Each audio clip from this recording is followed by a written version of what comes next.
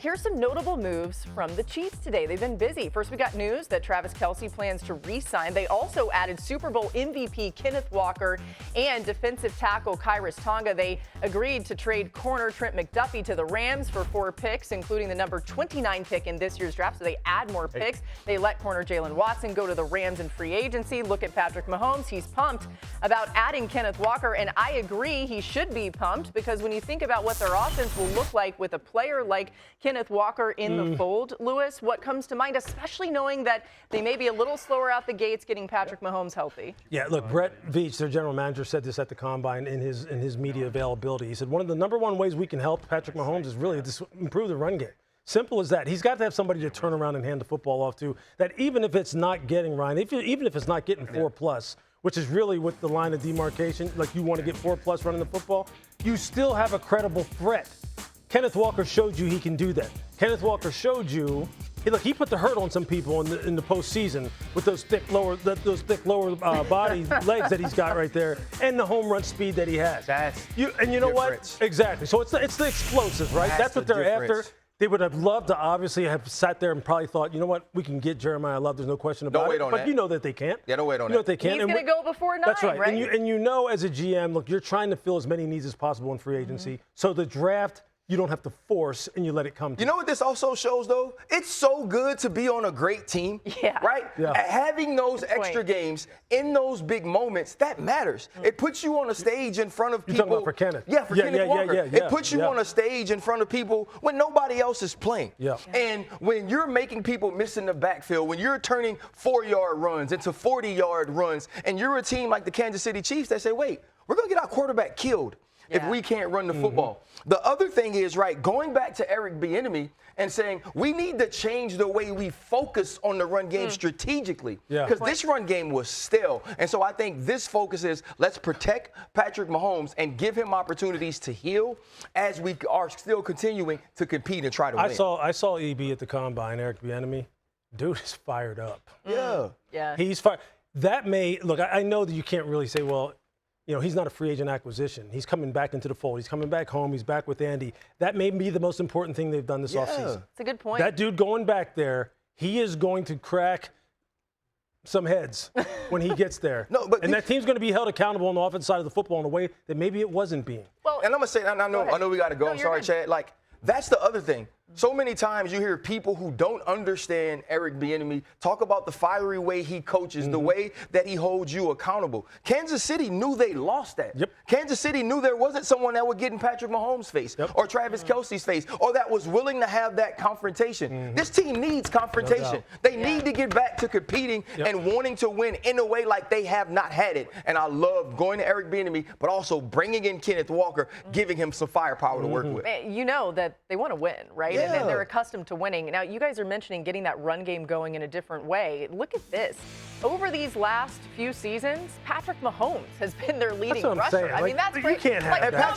Patrick Mahomes run like his feet hurt. You can't have that. He does get some sneaky yards in there, but golly, but I mean, you know what? The last time, got him hurt. The last time they had a 1K rusher was that guy on the far right, Kareem Hunt, the year before Patrick took over as the starting running back, as the starting quarterback when Alex Smith was the starter. There's a lot of money to be spent, already a lot that's been spent, okay? And here's what we've got to look at. As far as the potential big spenders this offseason, the Raiders have the most space at $119 million, followed by the Titans, Commanders, Chargers, and Jets. We've already seen the Raiders go for a big splash with Tyler Linderbaum, presumably, to protect Fernando Mendoza. Adam, tell us more about the Linderbaum deal.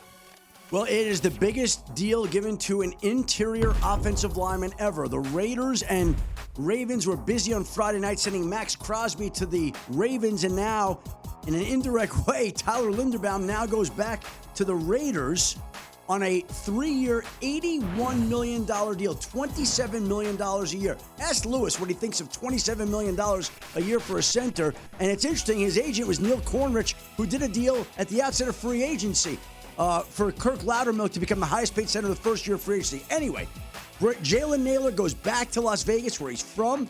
A 3-year, $35 million deal, including 23 guaranteed. So there are two big pickups for the Las Vegas Raiders. As for the tight ends we talked about before, Isaiah Likely goes to the New York Giants, reunites with John Harbaugh, his head coach, on a 3-year, $40 million deal with the New York Giants, who added a weapon for Jackson Dart. John Harbaugh knows exactly how good Isaiah Likely is, and they signed him today. The Ravens lose two tight ends, Likely to the Giants, and, of course, Kohler to the Chargers. Max Crosby gets traded for 2 first-round draft picks. That was Friday night. The Ravens got back the future Hall of Fame defensive end from Max Crosby, and it's a huge deal for the 2 first-round picks, and now the Raiders have the 1st and 14th overall pick in the draft, and the Ravens have a prized defensive end. We're back to you in just moments, Adam. He will continue to work the phones. This news keeps coming in as you see him go right back to the phone, literally.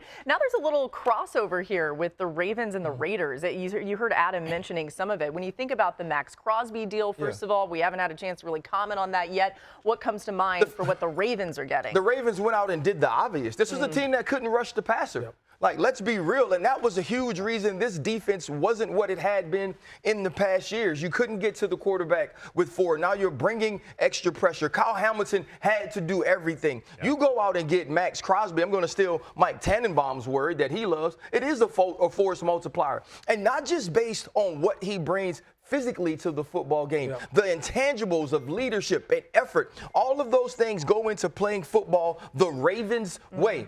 If anybody should play for the Raiders and then play for the Ravens, it's a guy like Max Crosby. Right? Yeah. He has that sort of personality. And then on the other side of this, you see the Raiders say, all right, we're going to draft Fernando Mendoza. We need to do something to protect him. And they do that. That's Jeremy's mic still hot there. Just want to make sure we can cut that off.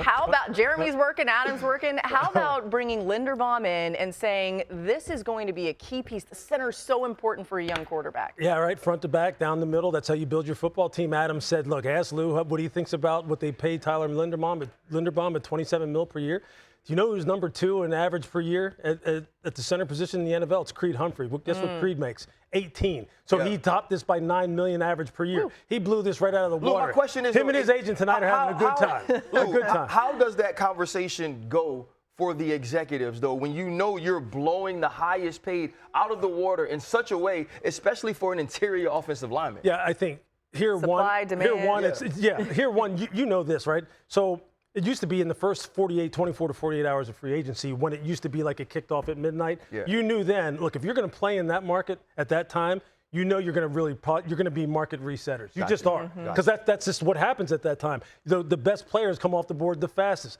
and so you want to make sure. And you don't know exactly what other players have kind of in their pocket. So you're going to say, hey, look, if I have the cap space, and we obviously have the cash out there in Las Vegas, we're going to make sure we don't lose this guy, because we know who we're drafting number 1. Right. And the dude who he's going to be tied to, we got to make sure he's straight. So we're going to get the best guy out there. We're going to blow this market out of the water by $9 million per year. And Tyler, hey. You throw on the tape, though, Ryan. But he's legit. He's a legit player. Well, also the other piece of it is this, though. When you're going to have a rookie quarterback, you want a veteran force that can set the protection, right? That can lead the offense. And now it takes some of that off of Fernando Mendoza, if he is the first overall pick, to where he doesn't have to be acclimating himself to the pro game and also delegating and dictating everything offensively. Ashton Genty is going. Oh.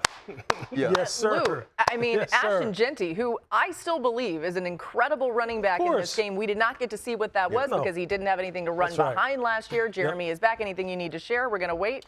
I was just putting the finishing touches on the John Franklin Myers deal. Love it. Bengals were well above $20 million on an interior lineman. So the Bengals are going to be really busy on the D-line. San Francisco 49ers, those were the two that were in on him. They need to just stay on the D-line.